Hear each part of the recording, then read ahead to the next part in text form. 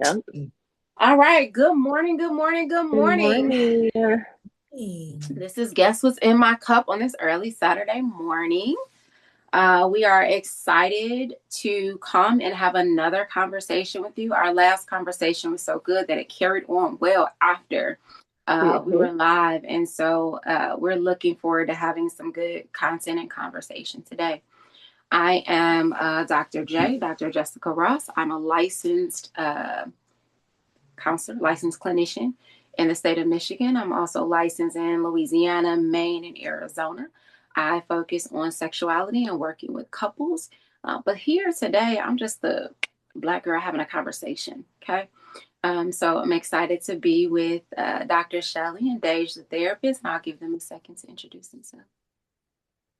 Hello, I am Deja, aka Deja Therapist. I am a licensed professional counselor based in Michigan, and my primary focus is on gender, women, and sexuality, and also like focusing on women and people with transitions, like going through life transitions, whether that's going from college to adulthood, motherhood, just a change of career. So I like to focus a lot on like transitions and adjustment.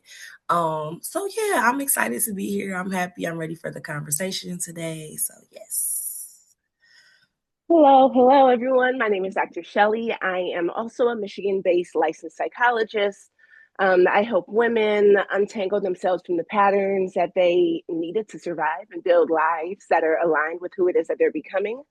A lot of my work is rooted in intergenerational healing and identity recovery and repair. Really good to see you guys this morning. It is a gloomier morning outside, but we are here. Our cups are full. I'm excited Mhm. for this conversation.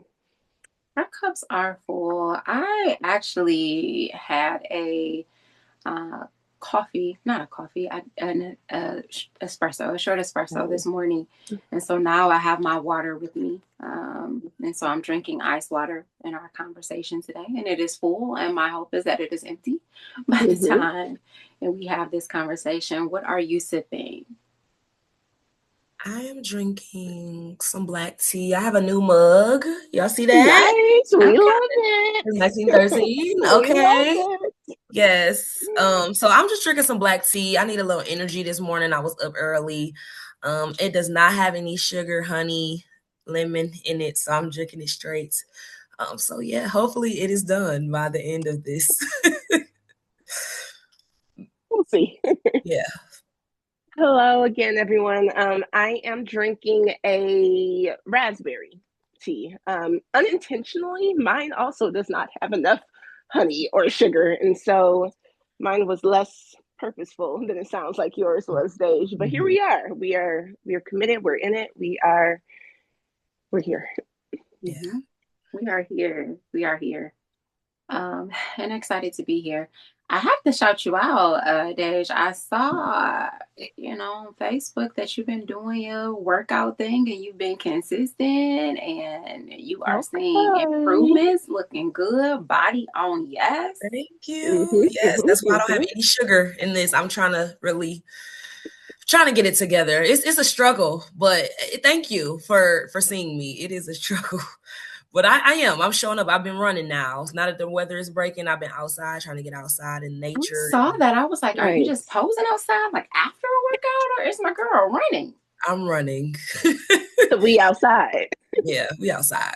Oh, Mhm. Shout out to you though, because I remember a few months ago we were having a conversation about something. It was like basically like following through with our own stuff or like doing the things we say we're gonna do. And I remember workouts was on that newly Yeah, like, okay, all right, yes.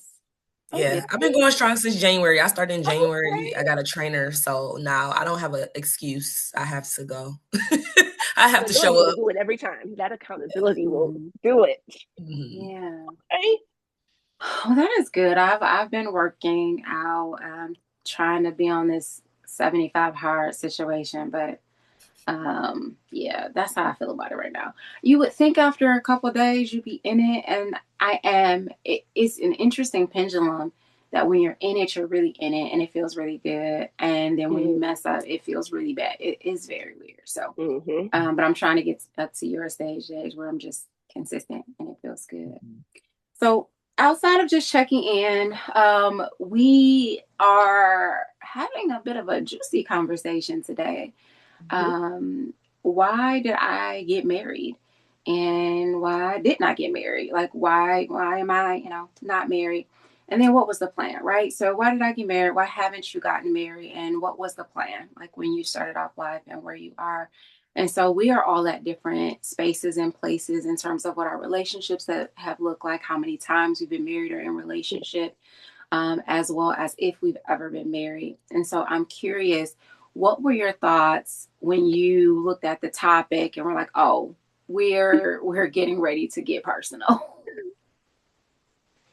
Whew, right? Like, I think that actually says a lot, even in that. When we said it, like, you know how you can separate the difference between, like, ooh, that's a good topic, and like, wait, I am one of the people talking about said topic. Cool, cool. Okay. How am I parsing this out? And so, like, all of the things, like, that you ask yourself when you're getting ready for something, right? And so, like, what is coming up for me? Like, where is this actually taking me to?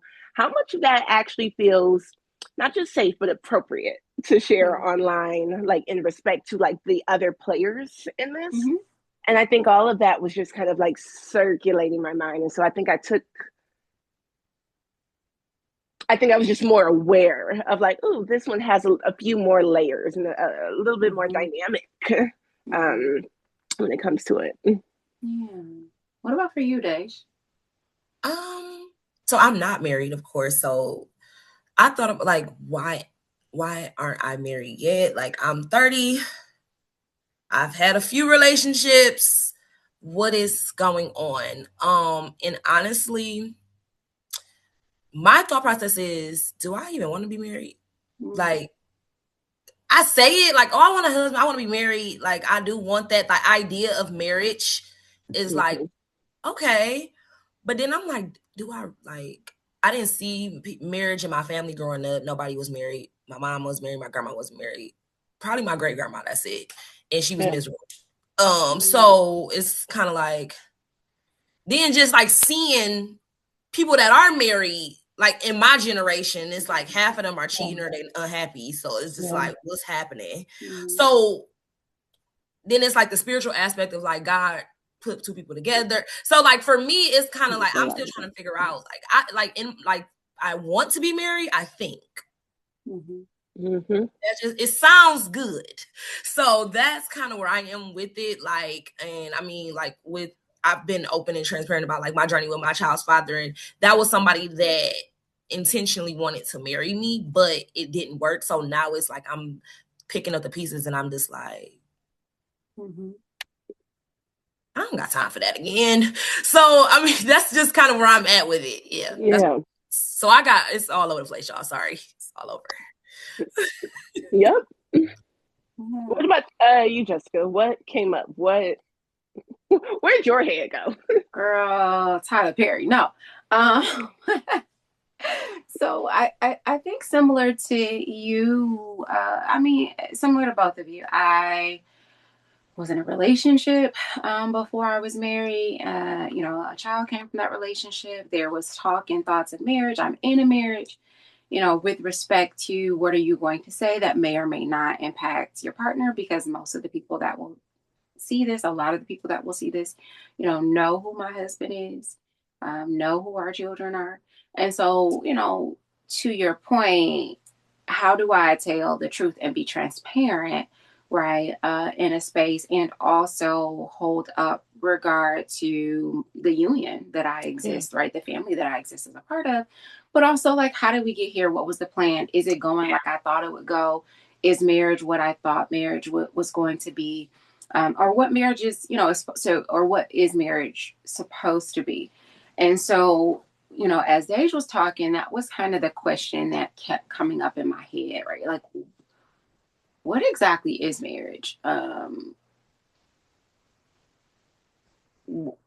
What is it? I mean, not that I don't have a definition or I don't know what society says, but I think it's transitioned over a lifetime. I think it's very culturally specific. I think as you get older, it changes, especially if you're marrying older. So all of those Mm. things kind of came top of mind, kind of overflowing my cup, if you will. Mm-hmm. Mm-hmm. Yeah.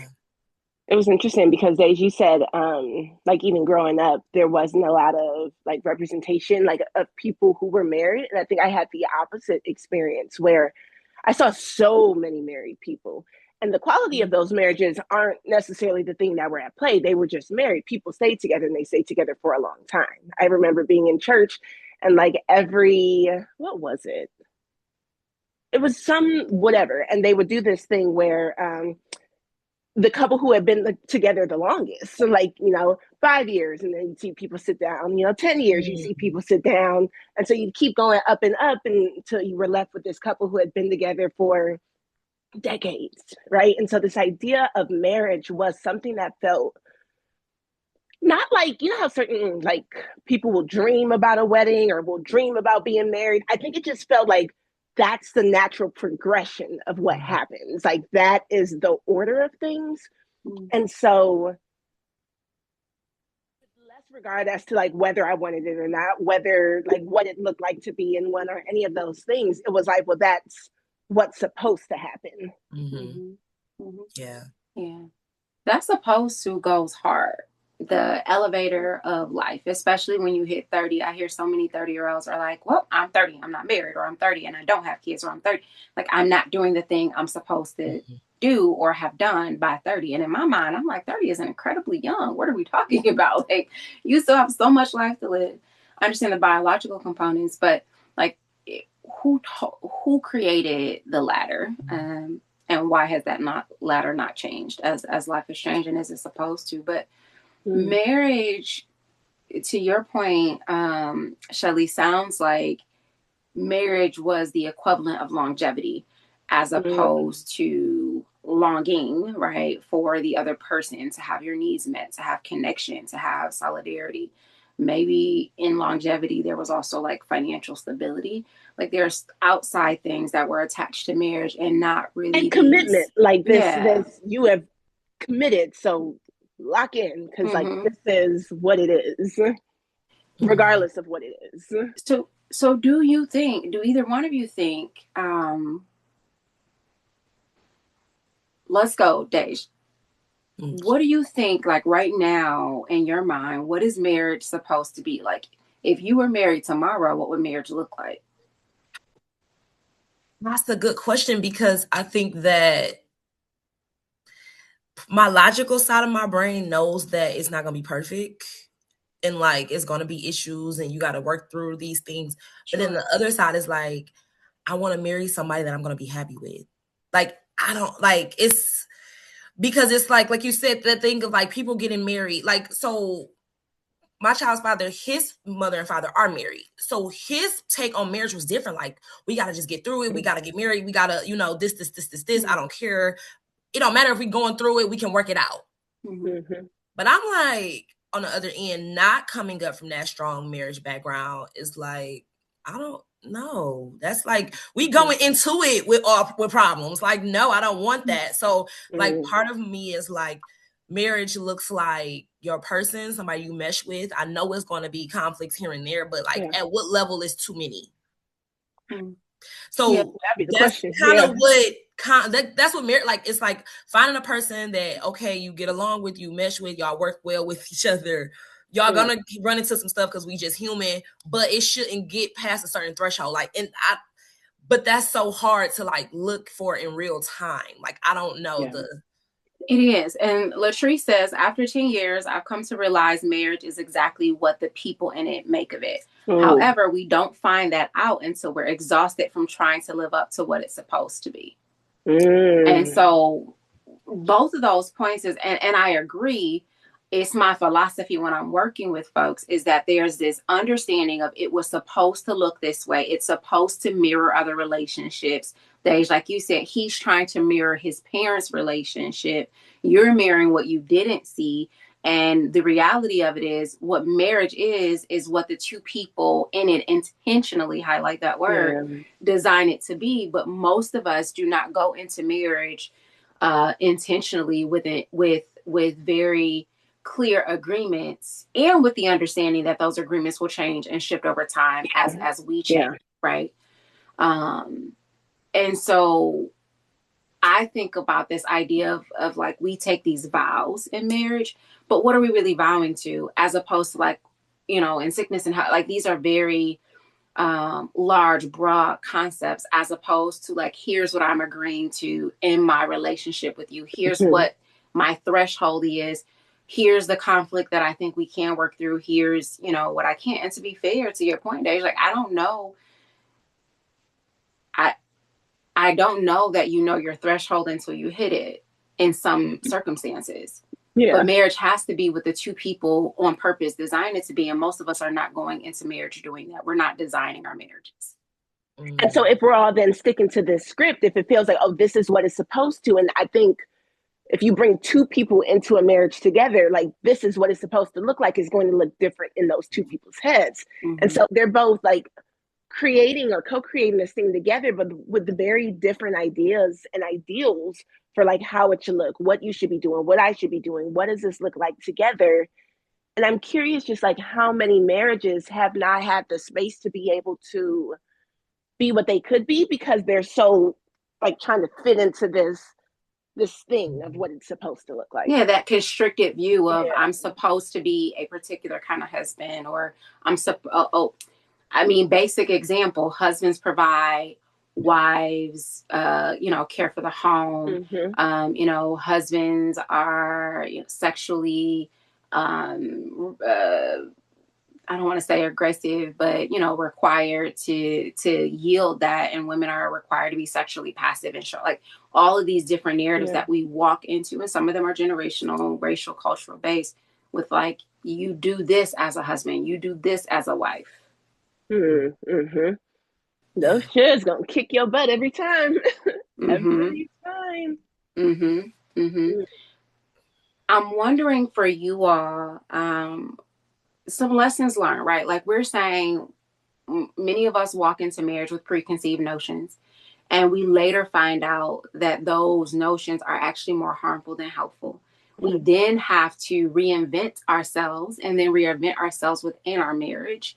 And I'm actually on that journey of like reinvention at this particular space after, well over a decade of marriage. And so I'm wondering for either of you, if there were, and please, anybody watching, please drop this, if there were lessons that you think you've learned, things that you would say, don't go into marriage with, or if you're choosing to stay single, like, here's the narrative that is more helpful, here's what's less helpful, like, what would you all say is key?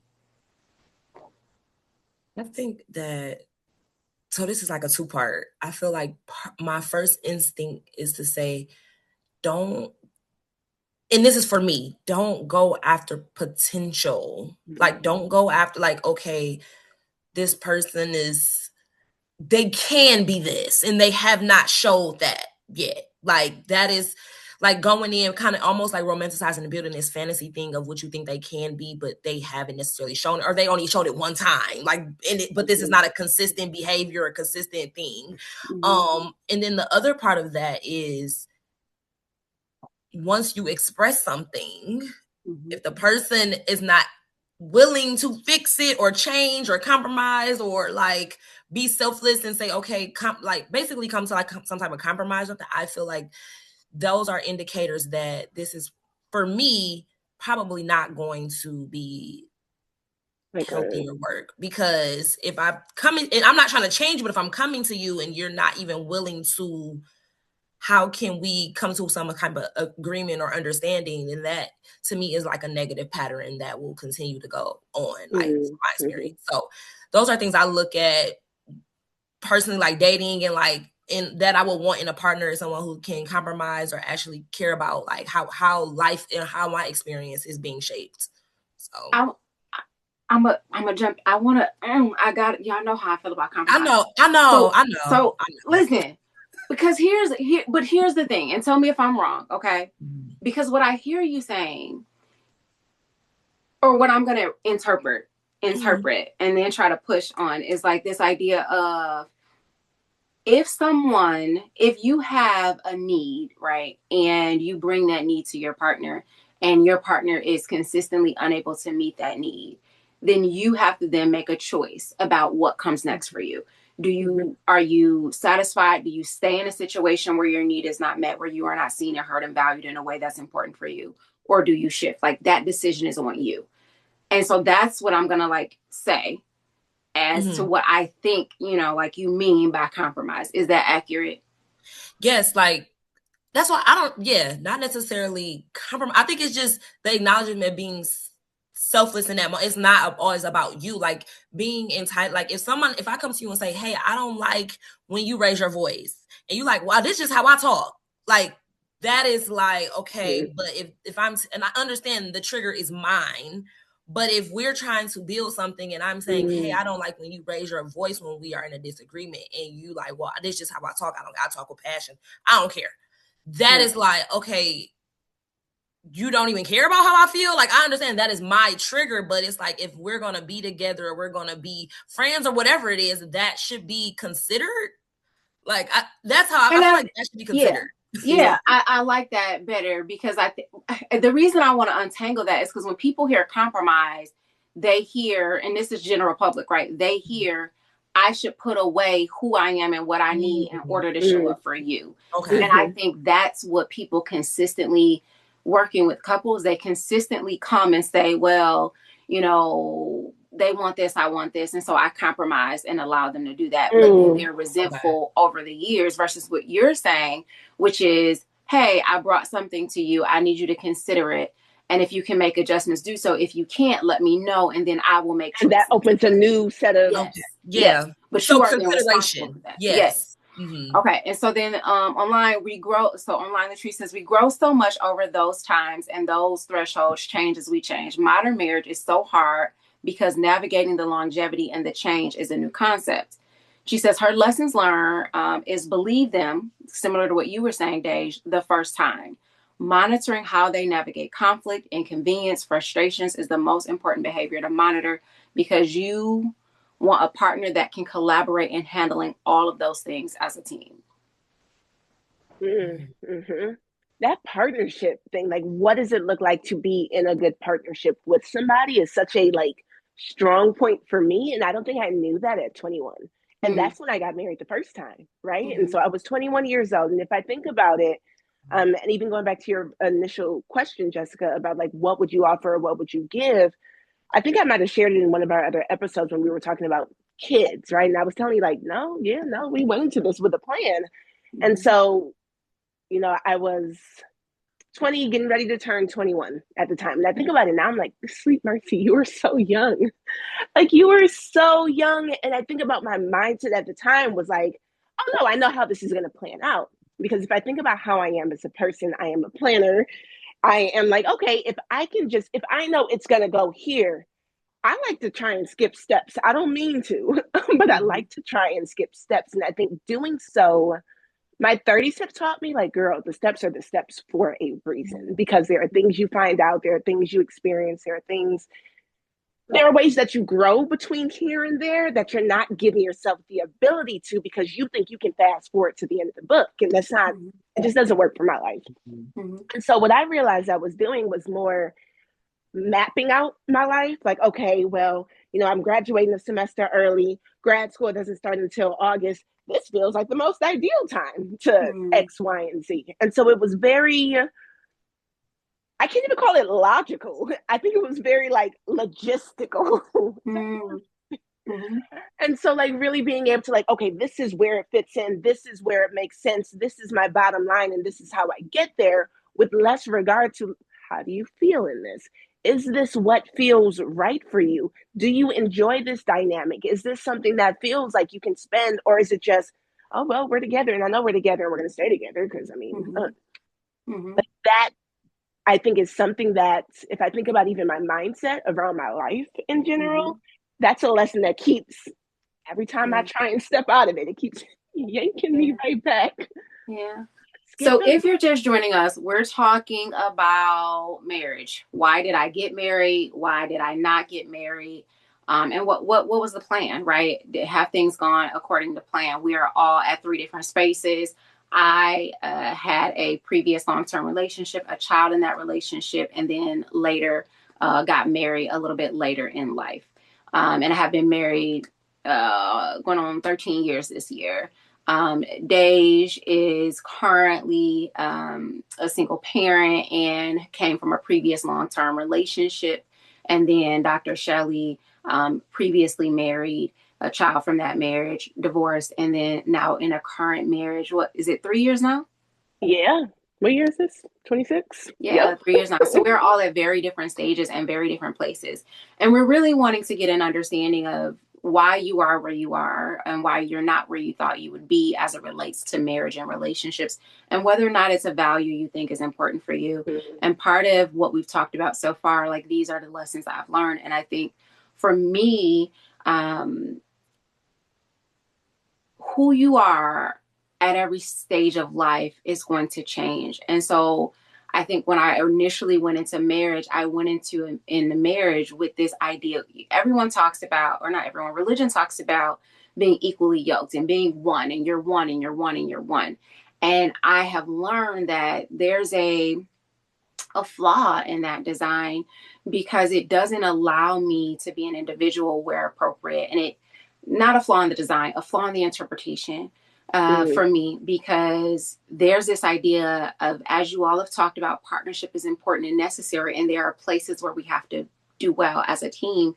But on any team, you have to also individually perform well, individually take care of yourself, individually show up for the extra practices and put in the work to build your areas of weaknesses and strengths.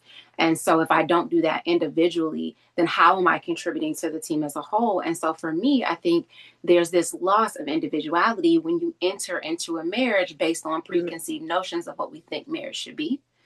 And so for me, it's really being able to bring my full self and to kind of emerge of what Dej was saying as well, which is like this idea of, I'm going to offer who I am. I will make changes, as needed, as appropriate as I see fit.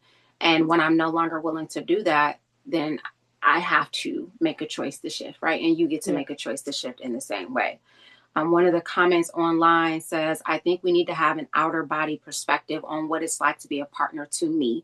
Kind of what I was saying, we get blinded by our intentions that we don't take in the lessons from our partner. So yeah, that other part, right? I think today just pointing also like a skew of mine, which is like, what the hell is it like to be in a relationship with me? Yeah, because it will hold up a mirror every single time. It is such a close relationship. Like, there's so much shared proximity. There's so much you at all stages, all times, at different points in time. Like, there's so much that is shown back in how we receive feedback, how we, like, even feedback that's not even directly said, right? How we engage with that comes up, and it comes up loudly.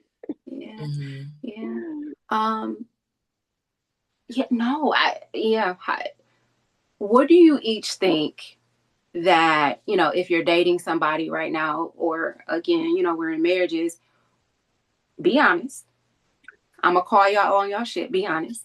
What do you think the partner you are currently with, again, whether it's just dating or you're in marriage, and for you all online, I'd like to hear your opinions too. What would your current partner say it's like to be in a relationship with you?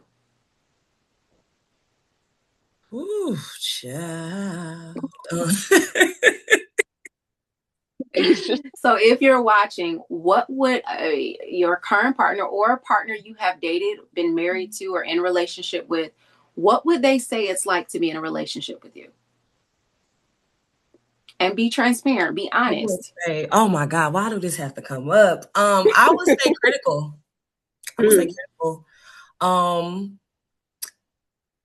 Yeah, but I'm working on it, because it's not malicious. It's just, I don't know how to, like, not, in my head, if I care about you, I'm critical of you because I want to see you do better, or I want, like, that. And it's not critical like it's like, did you think about doing this? Have you considered, like, some people don't want that feed. Like, I'm learning that boundary. Like, everybody don't want to hear my Mm-hmm. opinion or what I think they should be doing.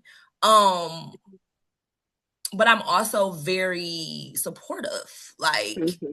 in whatever you're, even if it's not what I want, like whatever, I'm very supportive. But if I feel like you're not doing anything or you're not really progressing, I'm like, hey, you thought about doing this? You should do this. Like what you're doing right now is you're not doing anything. Like, so like you say you want this thing and I'm trying to. Yeah. Like I hold a lot of my like friends accountable. Like if you say you want to do better in something, I'm gonna be on you about it. Like, and I don't think everybody can handle that because, being a therapist, I understand you have to meet people where they are. Like but that brings up two things, Dej. Like on the one hand, it brings up like strong Black woman schema themes and narratives. And then on the other hand, it brings up like the four horsemen. Like if we are critical, then that's going to breed contempt, right? And disconnection. And so it's interesting how you're saying that, and it makes sense how it would impact a relationship. Yeah. So I think that's like something that I try to work on, because people be like, you got to be a tough cookie to deal with me, but I don't want it to feel like that. Like, I don't want like, oh, you need to be at this level of like thick skin to deal with me like as a friend or a person, but I'm learning. I can admit that I'm still learning how to navigate that and like be supportive, but also not like overbearing people with their own lives, because it's not my life to live, it's theirs. So yeah. If I was to think about mine, and I could probably have a few, like, let's be very honest. I think to date a psychologist, to be married to a psychologist, like you got to have a little bit of to be able, because it's just the way my brain thinks. Like I'm y'all, the pattern seeking in my head, like I don't think psychologists form that. I think that is all sorts of other things. That's my neurodiversity coming out. That's a lot of things that are me that, oh, this role felt really good and aligned in order to like, oh, Shalane, you're good at that because, whatever. And so I think that can be a lot for someone who doesn't like the mirror held back up. And because it's like, I'm not always asking, like similar to what you were saying, Dej, like I'm not always wanting to see something. And like some of those things, or even the way I think is just like natural conversation, is like, why are you down here? Like, can we raise it back up a little bit? Can we come back up? Because you're deep in this, which I can understand probably makes like arguments or discussions that are natural in relationships and are natural in marriage. I think I have a tendency to put more meat into it. Like I could probably let things go a little easier. And on that same breath, I think anybody who has been in a relationship with me and has, for whatever reason, I have experienced hurt by that person, the differences in how I show up are really drastic. I think like to know me is to know there's this sweet, there's this bubbly, there's this like, oh my goodness, yes, she's always smiling. And like a hurt Shelly is a different kind of person. And it's not like mean or attacking. There's a shut off that happens for me. And I think me and my sister used to talk about it all the time, like, ooh, the Williams grudge, right? Like this ability to like shut off what no longer feels safe or what no longer feels like it can hold the vulnerable parts of me. Like I protect it. And I think that like it's a little hard when you're trying to do repair. And I think repair is a really important piece to being in a relationship, to being in a marriage. It just makes it hard. Yeah. Let's see. Latrice says receiving feedback was tough. My husband told me that I was not being considerate enough, and I was pissed about it because I thought I was. In general, he believes I'm very helpful and supportive, but I'm not always a team player. I just kind of took that personal. Here's why. Because let me check I think I exist in what all of these comments are saying, and that I started out in my life, in my relationship, and in my marriage one way. And to be fair, that was after having gone through a whole life that I had lived. And so, however, I entered into this relationship with a level of playfulness, a level of love and kindness and consideration, a level of support, a level of raising up my partner, and just really kind of like pedestaling my partner in a sense. And life happens, right? I experienced a trauma, tragedy, hurt, like all sorts of things, whether it was directly partner related or relationship related or not. And that transitioned and changed what my needs were and how I showed up in a relationship. But it also then meant, I'm guessing, that I was, how I consider my relationship and what my understanding was about relationship also changed at that point. And so there have been moments where like, Dej, I'm trying to be helpful. What do you mean? And right, like, and so that is perceived as criticism. And so it's not helpful, and it's not supportive, and it's not loving, and it's not kind. It's perceived as you know, painful, and superior, like as superiority. And then that space where, you know, I want to, my husband can be traditional in some aspects, not for real, but like a little bit, and that he wants, if he gives a directive, right, like he wants to cultivate a particular kind of leadership in our relationship. And you know, many specifically educated Black women may also experience this, where like there's this idea of, I can't lead because of who you are and because of who I am. And who you are is getting in the way of me leading. And the reality of it is, it's really not. I just require something different, and you need to see me different, which means you have to, there I go being critical. So like, it's a space where, to say the least, right? Sometimes I think I have an understanding, right, because of what I do or have done. And so being in a space to get that feedback can be really difficult, because you think you're doing the right thing. I think I'm doing the right thing. And yet when your partner says it doesn't work for them, what do you do when it has been maybe a part of who you've been or how you've operated? So it's tough. Yeah. It's tough. It's tough. Do you think who you are has kept you in your marriage, has hurt your marriage, has kept you from being married, has kept you happy in being single?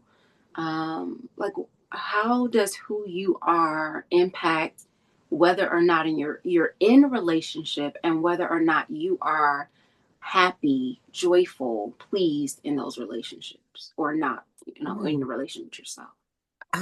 That's a good question. I would say who I am today has probably slowed me down from getting into a new serious relationship, because I have now built this wall of like cautiousness. And in my mind now, it's almost like everything needs to be and I know literally logically this does not make, like, this is, nothing is perfect.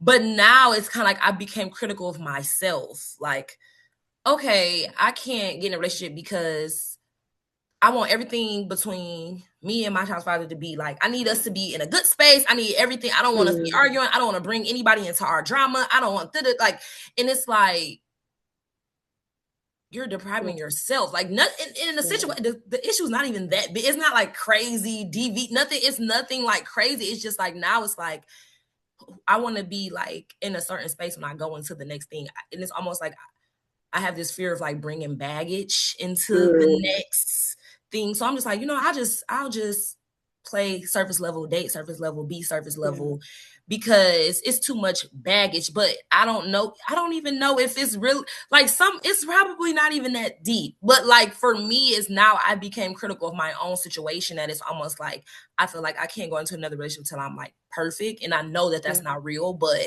that's just how my brain has been operating lately.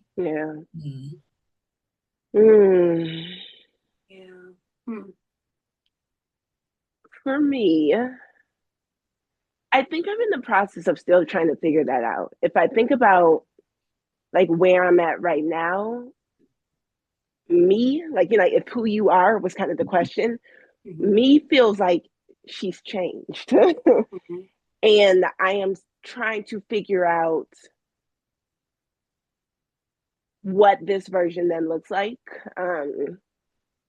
and how this version fits into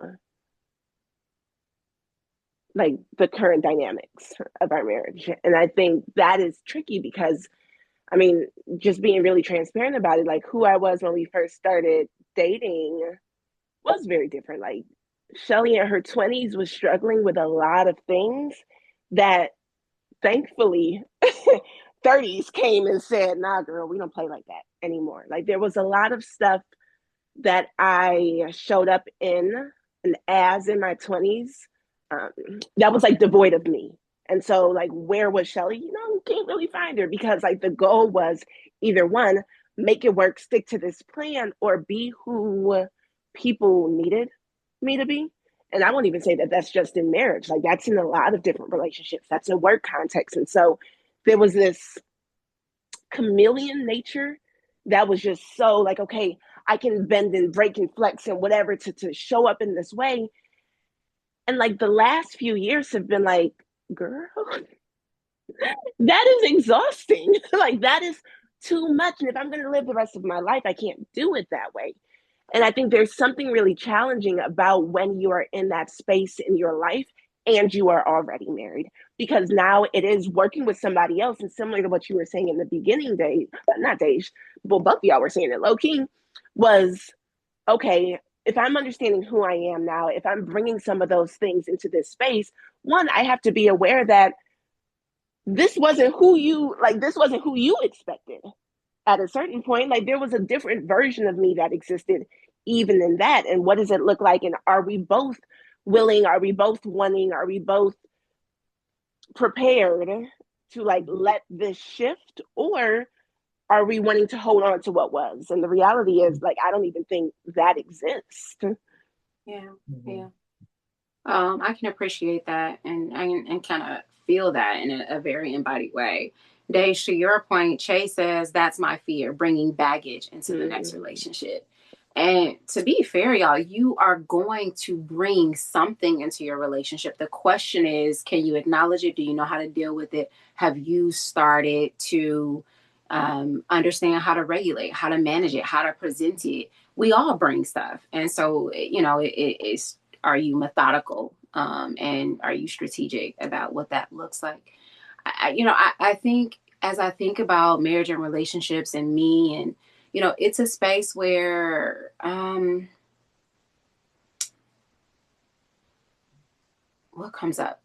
A couple of things. I think the first piece is, am I required to change to meet your need or to be who you believe I should be in a relationship? These are just some questions, right, that started to develop from what you all were saying. If the person you married, are dating, intend on marrying, have just left and no longer in a relationship with, like, if these persons are not who you need them to be, how do you address that? Because some people will stay in relationships longer than they should because of convenience, because it's been years, because of the expectation. Like, how do you deal with the fact that you are no longer aligned, attuned, and atoned? It also comes to mind that what happens when you have reconciled with yourself that you're no longer where you need to be, or you're no longer who you need to be to exist in a marriage or relationship in a healthy way, and single is your next choice. It also brings to mind for me, like, high conflict couples, not abusive. There's a difference between high conflict and abuse. And so high conflict couples are typically literally two people who have a set of needs that are competing. That's it. If we break it down to the least, right, it's two needs that are competing. And the reality is either I can meet your need or I can't. But generally, the person who is trying and to force that other person to meet their need hasn't reconciled with the idea that the other person cannot. And so it's really a you problem. It's not a them problem. It's you recognizing that they've said no, they cannot do it. They're unwilling to yield. And now you are responsible for doing what's next and what's best for you. So, like, all of these things are coming to mind as you all are talking. And I'm curious, what that looks like for the folks who are watching or joining us. Why have you stayed married as long as you have? Whether good, bad, or indifferent, Why have you continued to be in a relationship? If you are single at this point, outside of the fear of bringing in baggage, I want you to dig a little deeper. Why are you single? Is there a fear of succeeding, a fear of failing? Are you lovable? Are you unlovable? You know, is it staying married because finances, kids? Like, what is keeping you anchored in a space that either is yielding for you or is not yielding for you?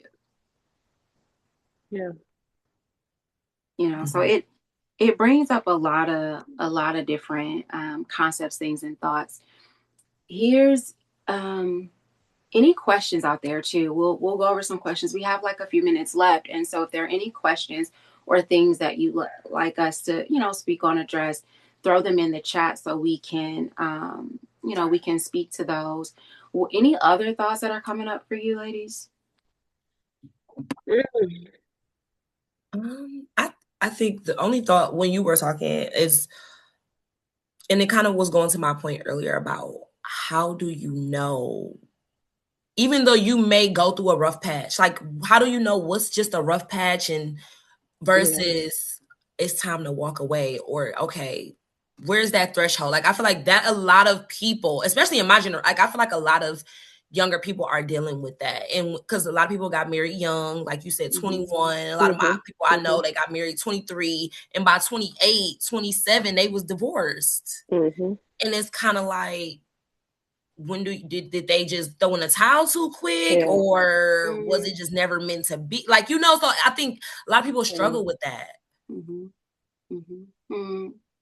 Yeah, I think it's, yeah, I think we probably will all agree, like that's a very individualized concept, but I think in a broader space, you know, the most obvious things I can say, right, which would be if there's abuse, if there's physical abuse, if there's sexual abuse, if there is coercion, if there's manipulation, those sort of things, then yes, it is time to find your way out of that relationship. The difficulty sometimes with that is people don't know they're being abused, or they don't recognize it as abuse. They know they don't like it. They know it doesn't feel good. But because of their imago, they have this idea like that's what love and relationship looks like. But I mean, I'd be curious to know like how either one of you knew to leave your relationships. My first relationship, it was abusive, it was harmful, and it got to the point where I was able to see it, and and therefore it was time to go. When I no longer knew who I was, I no longer could answer questions about myself for myself. I no longer had control over my mind, my body, my choices. But I think a bigger piece is like when you feel misaligned, when you feel like something no longer serves you. And I think you can that's such a self thing. Like that's such a, like being able to take the time to actually know it and like listen and see it. Because if you, especially if you have a history of like abandoning, people pleasing, like all the things that separate and detach you from you, that has to come first. Because what happens is you're playing this ping pong match in your head, flipping both sides of it. Don't add history, culture, religion that says there is nobility in staying.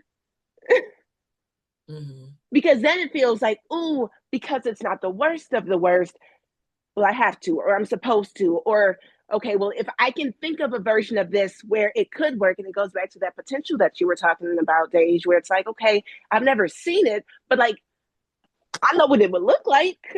Well, some of us are really good at imagining. Like some of us are really good at like, painting the pictures and the stories in our heads. I would definitely say, for me, it was the alignment. I was tired of talking. Like I felt like I was talking so much and was asking for, hey, consider me, like, hey, like, and I wasn't in it. And then it hit me, and I was like, wait, this is like, we're not aligned. I had to accept it. Like I had to like grieve the idea of like us that being a thing, because like again, society tells us don't give up on your person, work through it, don't leave your man when they, you know, all of these things that just society and then Black culture like tells us too. So that was hard. And then it's like, don't choose to be a single mother, figure it out, y'all got a baby together now, like this. And it was just like, and like you said, it wasn't the big things happening, like, oh, it wasn't like crazy abuse and all these like crazy things. So it was like confusing, like, but he not doing this, but he doing this. So I Yeah. was like, I could probably still stay and stick it out. But then after so long, you just get tired. And I actually physically felt it in my body. Like I started to feel so convicted of like, this is not where you should be. Like I was physically being sick and I was being stressed and things were like physically changing for me. And I'm like, okay, no, not When you at stop at seeing what yourself. cost? Yeah, at what cost? Yeah. Yeah, no. At what You cost? stop. Yeah. Yeah. Yeah. When So you I can mean, no longer, my bad, girl. No, go. Like when you can no longer see yourself in it, when it's like, that's a shell of like who I am. And I think a lot of times, like you'll stay and you'll feel like the pullback. And that, like, if you know that I don't care what he do, he can't pull this back, or like I actually have no interest, I'm uninterested. Those are really telltale signs. And then so many people will still ignore those because it's like, well, shoot, I've done what I needed to do. I've just guarded myself. I can stay in this because I've detached enough. We settle for convenience. That's what we do. Yeah. We have learned to settle for Woo! convenience and sacrifice our safety. Okay. Settle for convenience and sacrifice your safety. Chase says, I started not knowing myself anymore, how to speak up for myself. And I realized I was the only person working towards the goal. I had to check my self-worth. And I think that's a word, right? Like right there. Questions to ask yourself. Do I feel connected? Do I feel alone? Do I feel safe? Or let me change that, because feel is a different thing than am. And so am I connected? Because feel is something that is introspective. And so when you think about am I, like that means in real time. And so am I safe? Do I have security in this relationship? Do I have physical symptoms to both of your, like, am I having headaches? Do I tense when you come toward me? Am I avoiding going to bed? You come in a room, I walk out of a room, right? Am I working longer hours or sitting in the driveway for long periods of time? Am I able to socially interact with people, or am I withdrawing from my family and my friends more often? So am I isolating, right? Other questions that are coming from what you are saying are, am I finding myself financially drained or strained? Am I spending too much, or do I find myself kind of secretly nesting money away? Like, am I doing things that say I'm no longer present in this relationship? Am I making decisions independent of that person? Or do I feel, exhausted and drained each time we go into conflict or conversation? Do I feel valued? Do I feel valuable? So like these are a lot of questions that you can ask yourself in your relationship. You can also in your partnership have a conversation. Hey, it's been 23 years. How is this relationship serving you? Why are you still choosing to be here today? What could I do different or better? And I promise you, listen, if you are in partnership with someone and you ask them, what could I do different or better? How could I be better at meeting, the needs of our couple and the needs of yourself, or even taking time for myself? And they say, oh, nothing, you're great. It's a problem. It's a problem, because we should all be in a relationship where there can be transparency and honesty, because none of us are perfect and our needs change over the years. I'm a menopausal woman. And so, premenopause, perimenopause, postmenopause, menopause, those are different stages of my life. I have different needs. I have different desires for touch, all these different things. So people should be able to communicate with you at those spaces. So check in with your relationships. How are we doing? How are you doing in this relationship? Are your needs met? Is there something different, that you need or that is required now with where we are? So as we get ready to, start closing out, ladies, there was something I wanted to say and it slipped my mind, but here's the thing. Somebody reminded me this. I was in a session and I was reminded this week of like the movie, I think it was Runaway Bride. And the question was like at a restaurant or something like that. And they asked the woman, like, how do you like your eggs? Like she was ordering eggs, right? And it's like, how do you like your eggs? And she sat there and she was like, I have no idea. She had been in a relationship and in connection to someone for so long that she had no idea how to order her eggs. Because she had always done what was convenient for her relationship. She had always yielded to what the partner needed. You don't want bacon in the house? We don't have bacon in the house. You don't eat chicken? I don't make chicken. Mm-hmm. So anyway, what would you all say is, if somebody's on this journey, they're trying to figure out why they're still married, do they want to get married, is single the place for them? What would you all offer as like a closing piece? I would say, like, I think the key to a lot of the answers and the clarity is going to come through the exploration. Like, if you try and skip that part, and I don't mean just exploring, like, oh, I'm right now, like, this is what I want, this is what I mean from a felt perspective. I do think, like, so many of us have been taught to cut off, like, access to the sensing part of us, the part of us that's like, ooh, this feels good in my body. This feels like a full body yes for my body. And like, what's this? Like, I don't know about this, or I'm curious about this. It doesn't even necessarily have to be wrong or bad. But if you can go back in and remember what it feels like to access that inner knowing, or to like amplify the voice of that inner knowing, you'll be able to spot it a little more clearly. And that's going to require you to go in and like dissect what stuff is whose stuff, because not all of the stuff that you find is your stuff. We just talked about, oh, okay, the representation of seeing all these marriages did one thing. The representation of not seeing all these marriages did another thing. And so thinking about for yourself, like, okay, well, what is actually what's in me and then what's true for me are two different things. And so just giving yourself the space and the time to really be able to understand those things. That way you're not going and looking for other people to give you the answer. Because I think so many people are like, well, is this right? Or is this enough to leave? Or is this enough to stay? Or is this not worth walking away from?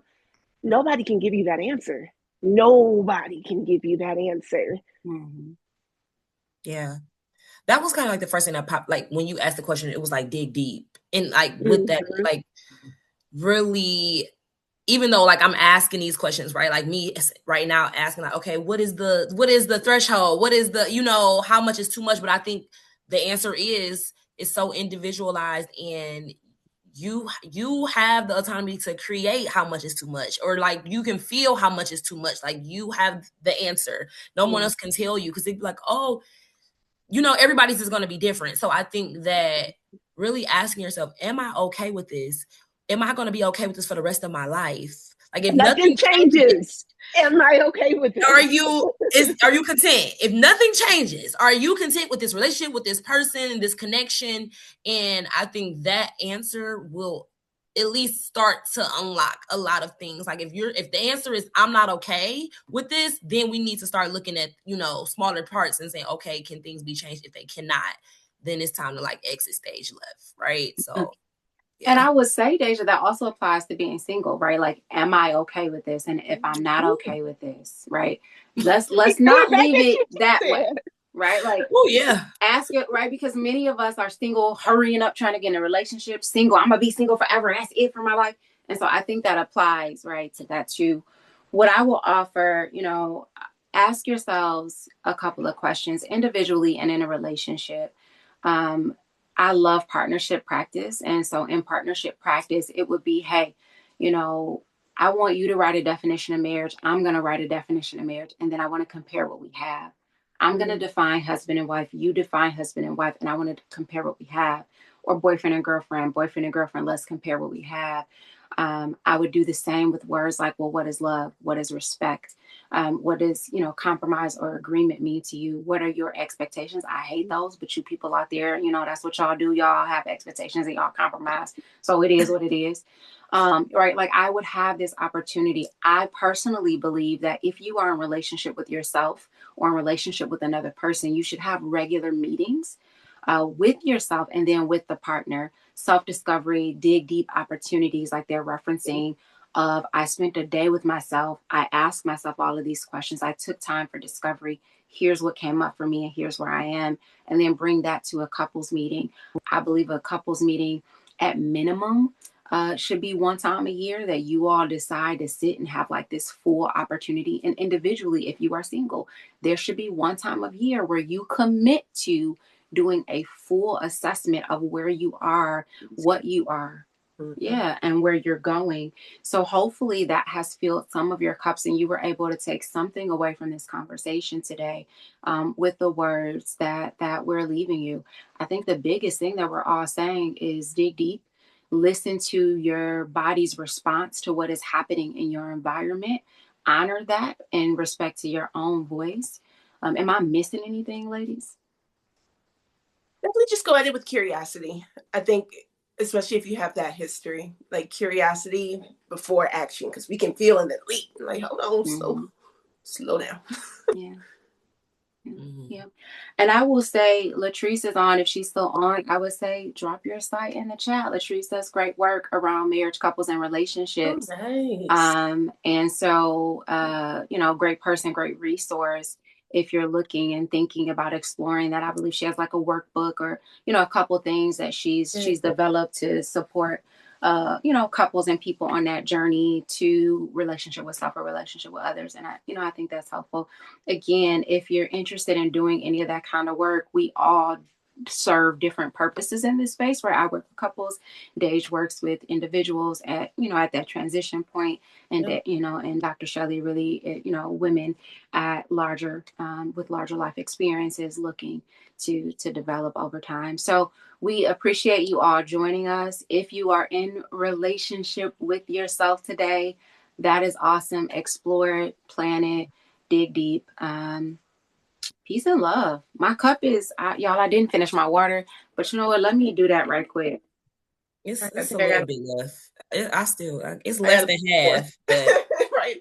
All right. My cup is empty. So y'all, this will be posted on Facebook and YouTube. So if you go to our YouTube, it's Guess What's in My Cup. Like, subscribe, follow us. You'll get notifications of our new episodes that come out. Yeah. Anything else? All right. Good combo, y'all. All right. Let's see.